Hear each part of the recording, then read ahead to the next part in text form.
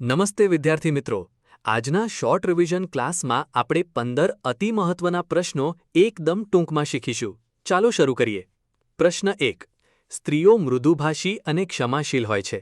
આ વિધાન શું દર્શાવે છે? સાચો જવાબ સી. લિંગ સ્ટીરિયોટાઇપ, જેન્ડર સ્ટીરિયોટાઇપ.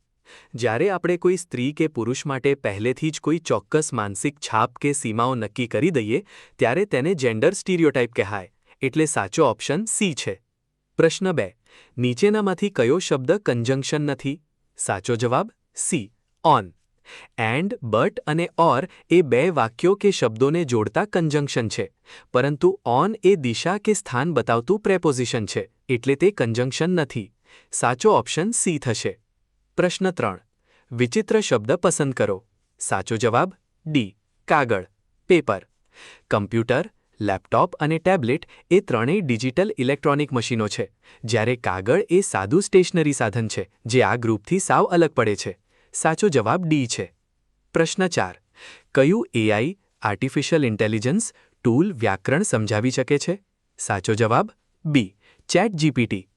ગૂગલ ફક્ત સર્ચ કરે છે, પેઇન્ટ ચિત્ર માટે છે અને વોટ્સએપ ચેટિંગ માટે છે. પરંતુ ચેટ જીપીટી એ એક એવું એડવાન્સ્ડ એઆઈ ટૂલ છે જે આપણને વ્યાકરણના નિયમો પણ બહુ જ સરસ રીતે સમજાવી શકે છે. સાચો ઓપ્શન બી છે. પ્રશ્ન 5. પેસ્ટ આદેશ માટે શોર્ટકટ કી કઈ છે? સાચો જવાબ સી. Ctrl+V. યાદ રાખજો દોસ્તો, કોપી માટે Ctrl+C, કટ કરવા માટે Ctrl+X અને જે તે વસ્તુને બીજી જગ્યાએ પેસ્ટ કરવા માટે હંમેશા Ctrl+V વપરાય છે. આથી આપણો સાચો જવાબ ઓપ્શન સી થશે. પ્રશ્ન 6. ટૂંકા અંતર માટે કયા નેટવર્ક પ્રકારનો ઉપયોગ કરવો જોઈએ? સાચો જવાબ બી. લેન. લેન.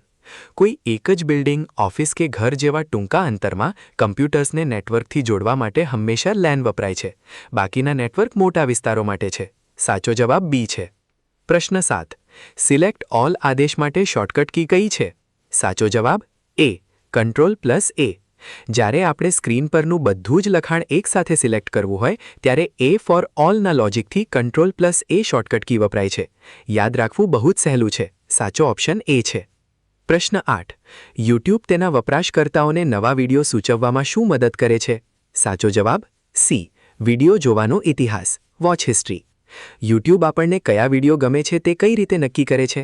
આપણી વોચ હિસ્ટ્રી એટલે કે આપણે અગાઉ કયા વિડિયો જોયા છે તેના આધારે તે આપણને નવા વિડિયો બતાવે છે. સાચો ઓપ્શન સી છે.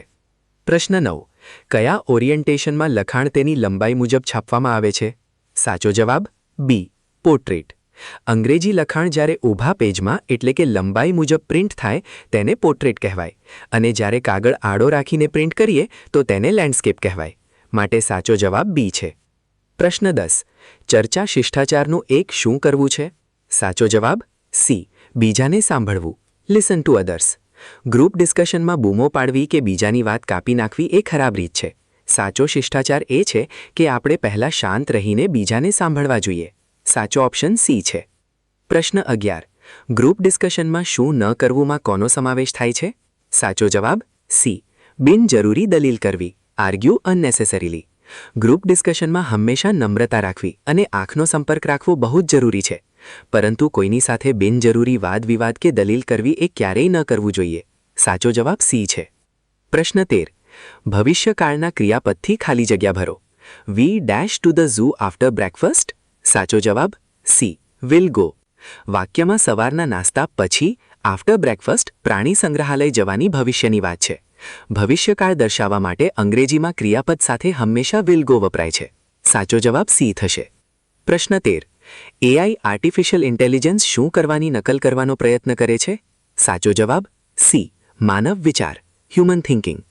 એઆઈ ટેકનોલોજીનો મુખ્ય હેતુ જેવો છે કે કમ્પ્યુટર આપણી જેમ વિચારી શકે, એટલે કે તે મશીનની ગતિ કે પ્રિન્ટિંગ નહીં પણ મુખ્યત્વે માનવ વિચારની નકલ કરવાનો પ્રયત્ન કરે છે. ઓપ્શન સી સાચો છે. પ્રશ્ન 14. યોગ્ય વર્ણન કરતા શબ્દથી વાક્ય પૂર્ણ કરો. The weather today will be. સાચો જવાબ બી. વોર્મ, ગરમ. હવામાન કેવું હોઈ શકે? તે ગરમ એટલે કે વોર્મ હોઈ શકે. હવામાન ક્યારેય બ્લુ, ફાસ્ટ કે લાંબુ ન હોઈ શકે, તેથી વિશેષણ તરીકે વોર્મ એ એકદમ પરફેક્ટ અને સાચો ઓપ્શન બી છે. પ્રશ્ન 15. આપેલા શબ્દોને અર્થપૂર્ણ વાક્યમાં ફરીથી ગોઠવો. Worked, she, school, as, teacher, a. સાચો જવાબ B. She worked as a school teacher.